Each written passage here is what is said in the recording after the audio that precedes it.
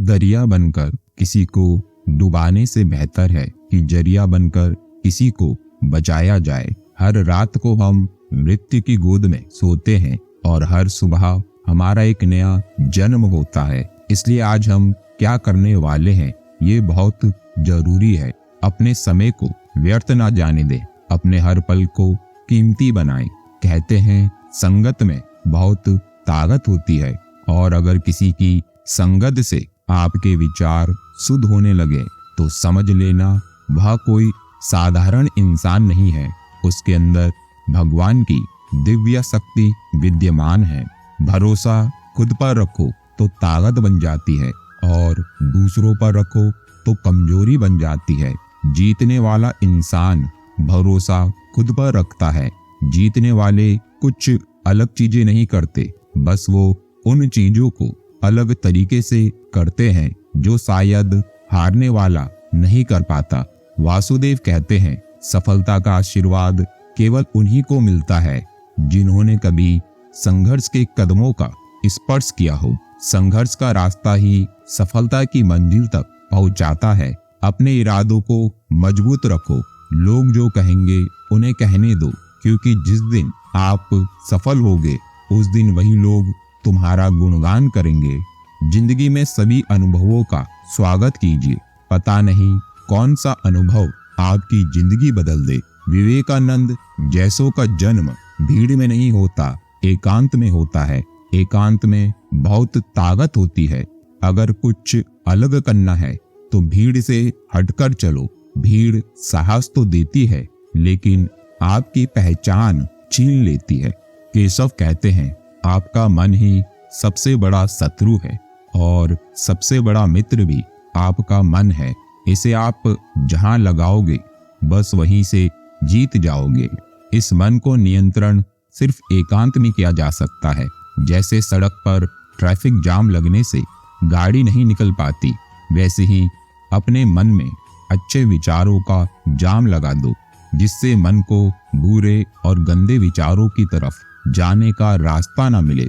अपने मन में भगवान की कथाओं का जाम लगा दो, फिर देखो आप काम, क्रोध, मोह, लोभ से कैसे छुटकारा पा सकते हैं।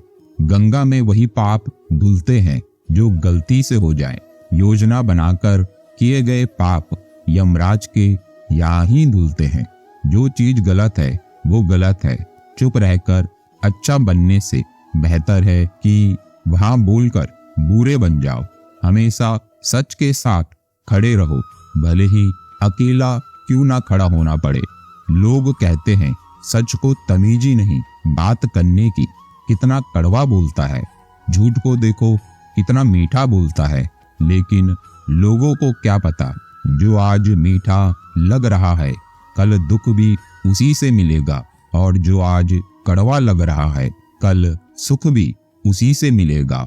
श्री कृष्ण कहते हैं जीवन में एक बात हमेशा याद रखना कि अच्छे दिनों को पाने के लिए हमें अपने बुरे दिनों से लड़ना जरूरी होता है। समय कब रंग बदलता है ये कोई नहीं जानता, क्योंकि प्रभु श्री राम जिस समय राजा बनने वाले थे उसी समय उन्हें वनवास मिल गया। अपनी अच्छाई पर इतना भरोसा रखो कि जो तुम्हें खोएगा यकीनन एक दिन जरूर रोएगा। ऐसा काम करो कि हर कोई दुआ दे। दोस्तों, दुआओं का कोई रंग नहीं होता, लेकिन जब ये रंग लाती हैं तो जिंदगी रंगों से भर जाती है।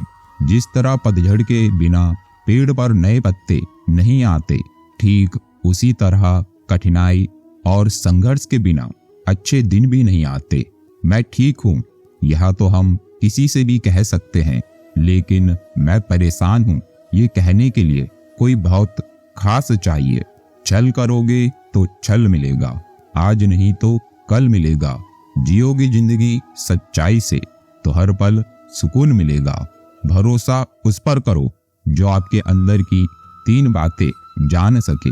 आपकी मुस्कुराहट के पीछे का दर्द, गुस्से में छिपा प्यार और चुप रहने के पीछे की वजह।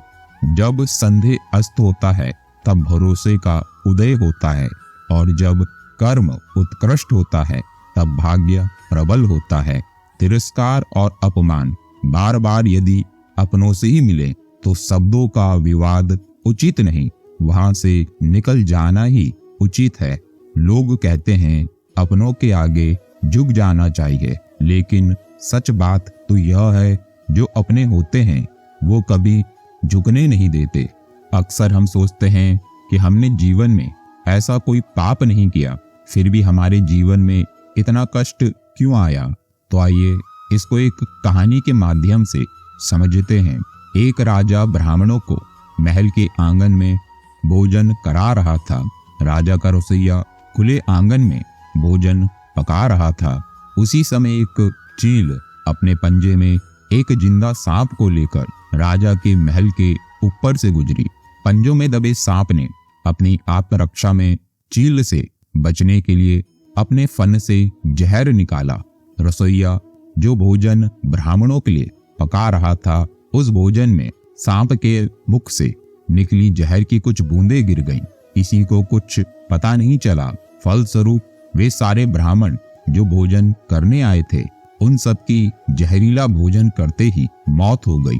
अब जब राजा को सारे ब्राह्मणों की मृत्यु का पता चला तो ब्रह्म हत्या होने से उसे बहुत दुख हुआ।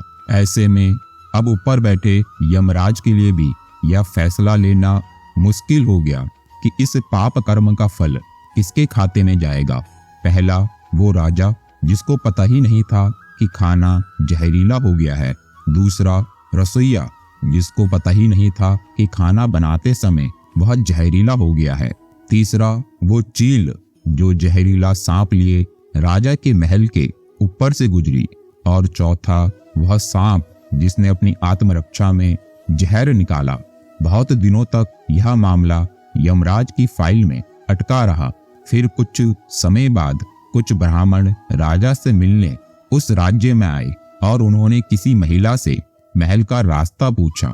उस महिला ने महल का रास्ता तो बता दिया, पर रास्ता बताने के साथ साथ ब्राह्मणों से ये भी कह दिया कि देखो भाई, जरा ध्यान रखना, वह राजा आप जैसे ब्राह्मणों को खाने में जहर देकर मार देता है। बस जैसे ही उस महिला ने ये शब्द कहे, उसी समय यमराज ने फैसला ले लिया कि उन मृत ब्राह्मणों की मृत्यु के पाप का फल इस महिला के खाते में जाएगा और इसे उस पाप का फल भुगतना होगा। यमराज के दूतों ने पूछा, प्रभु ऐसा क्यों, जबकि उन मृत ब्राह्मणों की हत्या में उस महिला की कोई भूमिका भी नहीं थी। तब यमराज ने कहा, दूतों ध्यान दो, जब कोई व्यक्ति पाप करता है तब उसे बड़ा आनंद मिलता है, पर उन मृत ब्राह्मणों की हत्या से ना तो राजा को आनंद मिला, ना ही उस रसोइये को आनंद मिला, न ही उस सांप को आनंद मिला और न ही उस चील को आनंद मिला, पर उस पाप कर्म की घटना का बुराई करने के भाव से बखान कर उस महिला को जरूर आनंद मिला। इसलिए राजा के उस अनजाने पाप कर्म का फल अब इस महिला के खाते में जाएगा। बस इसी घटना के तहत आज तक जब भी कोई व्यक्ति जब किसी दूसरे के पाप कर्म का बखान बुरे भाव से करता है, तब उस व्यक्ति के पापों का हिस्सा उस बुराई करने वाले के खाते में भी डाल दिया जाता है। तो हमारे जीवन में ये कष्ट और कहीं से नहीं, बल्कि लोगों की बुराई करने के कारण उनके पाप कर्मों से आया होता है, जो बुराई करते ही हमारे खाते में ट्रांसफर हो जाता है। तो मिलते हैं अगले वीडियो में। जय श्री कृष्ण दोस्तों।